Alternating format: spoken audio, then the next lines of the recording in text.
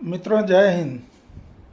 आशा नहीं, पूरा विश्वास है आज आप लोगों का मन कुछ हल्का हो गया होगा। अलग अलग राज्य सरकारों ने जो छूट दे दी है, इंटर स्टेट बसें भी चलने लग गई और बहुत जल्दी ये छूट धीरे धीरे और तमाम चीज़ों पर दी जाएंगी। मित्रों, एक चीज़ का ख्याल रखना कि पिछले 2 महीनों में जो आपने सरकार का सहयोग किया है, सरकार के साथ आप कंधा से कंधा मिला करके, अनुशासन में रह करके, 2 गज की दूरी बना करके, मास्क पहन करके, सैनिटाइजर यूज करके, अब आप इसको अपनी आदत में डाल लीजिए। इस पर आपको बहुत सारी एजुकेशन, शिक्षा आपको मिल रही है। साथ में आपसे अनुरोध है कि आप आरोग्य सेतु जरूर अपने मोबाइल में डाउनलोड कर लें। तो इस पर कुछ ज़्यादा नहीं कह के मैं कुछ और कहना चाहता हूँ कि कोरोना तो ऐसा लगता है जब एक नई बीमारी के रूप में शामिल हो गया। ऐसा नहीं है कि पूर्व में हमारे देश ने और दुनिया ने बहुत सारी बीमारियों पर निजात भी पाया है। हमने टीबी का उन्मूलन कर दिया, हमने पोलियो का उन्मूलन कर दिया और इसी तरह से और भी बहुत सारे, दमा का भी लगभग उन्मूलन हो चुका है। तो वो खाली जगह भरने के लिए एक नई बीमारी आ गई है। हमें इससे लड़ना है, पॉजिटिविटी से लड़ना है। ऐसा नहीं कि कोरोना किसी को हो जाए तो वो आपके लिए अछूत हो जाए, नहीं। आप उसके साथ पूरी इच्छा शक्ति के साथ उसका लड़ाई करें, उससे सहयोग करके उसको ठीक कराएं। अब इसका इलाज भी लगभग 35% के ऊपर हो चुका है। तो मित्रों, अब थोड़ा विषय बदल करके या इसी विषय के बाद आप क्या करें उस पर मैं बात करना चाहता हूँ।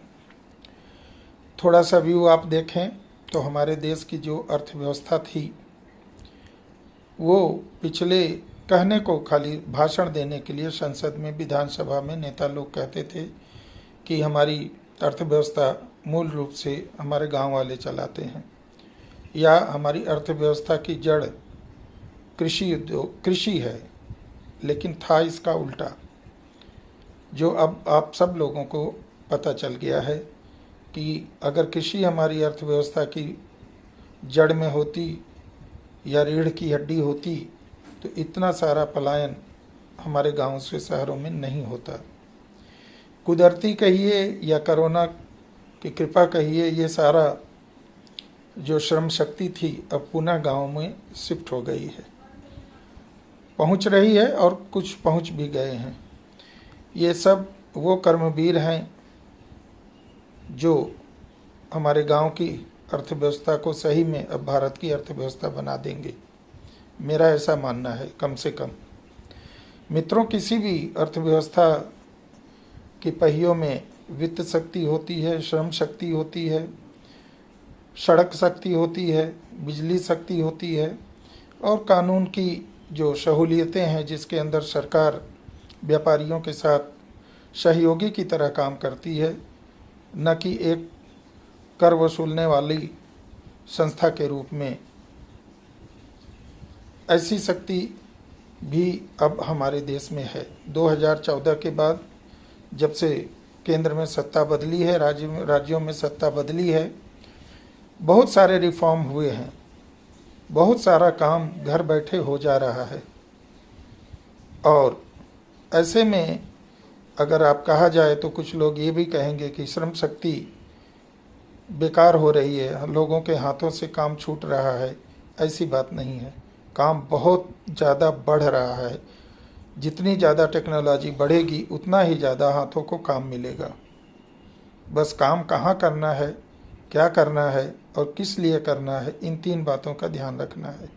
सबसे पहले मेरा ऐसा विचार है कि जो श्रम शक्ति गाँव में पहुँची है वहाँ पर कुटीर उद्योगों को बढ़ावा दिया जाए। सरकार उसके लिए नित्य प्रति काम भी कर रही है।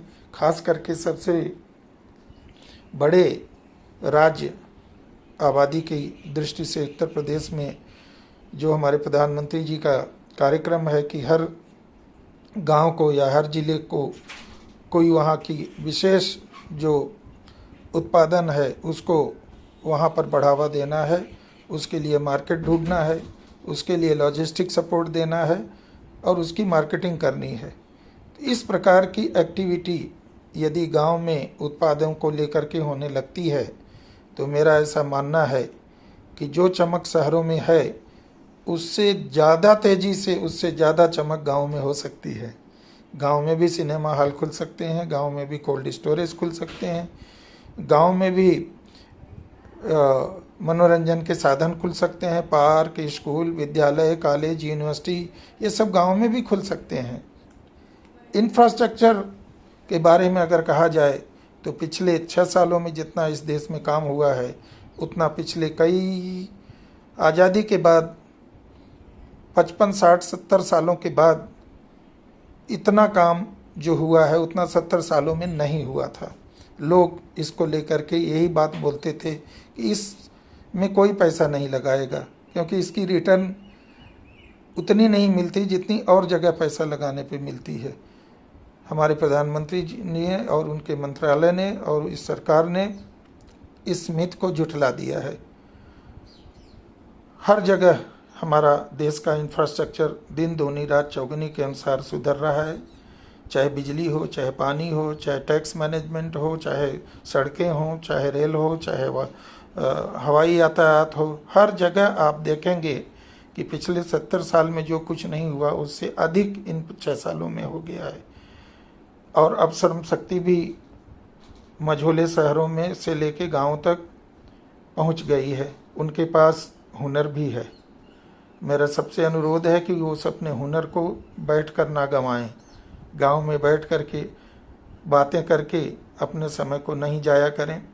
आप सरकार से या इधर से उधर से कैसे भी मदद लेकर के आप गांव में छोटा से छोटा आप रोज़गार शुरू करें। उसको देखेंगे आप कि आप जो शहरों में कमा करके जो आपको सुख सुविधा और खुशी नहीं मिलती थी उससे 3 गुनी खुशी आपको गांव में मिलेगी। बहुत सारे कुटीर उद्योग गांव में चालू किए जा सकते हैं, बहुत सारी दुकानदारी चालू की जा सकती है, बहुत सारे सेवाएं जिसको सर्विस सेक्टर कहते हैं वो चालू किया जा सकता है। आप सब लोगों को मैं यही कहूँगा कि जो हुनर आप सीख करके आए हैं, अगर आप टैक्सी चलाते रहे हैं, ऑटो चलाते रहे हैं तो आज उसके लिए भी गांव में संभावनाएं हैं। आप गांव में, बाज़ारों में, स्टेशन में, बस अड्डों पर आप अपनी गाड़ियां लेकर के या अपनी बुकिंग करके अच्छी कमाई कर सकते हैं। इसके अलावा जो भी आपने शहरों में सीखा है उसके लिए मैं सरकार से भी कहूँगा कि सरकार इस भीड़ को नॉलेज पूल में बदले। कलेक्टर, एसडीएम के भरोसे गांव में मेला लगाए, लोन मेला लगाए, लोन मेले के साथ उनको उनके हुनरमंदी जिसमें वो लोग ने हुनर लिया है उनको रोज़गार की व्यवस्था करें गांव में ही, ताकि ये पुनरावृत्ति ना हो, शहर में लोग फिर से ना आएँ और शहर के उद्योग धंधों को प्रेरित किया जाए कि वो अपने उद्योग धंधे गांव में लगाएं।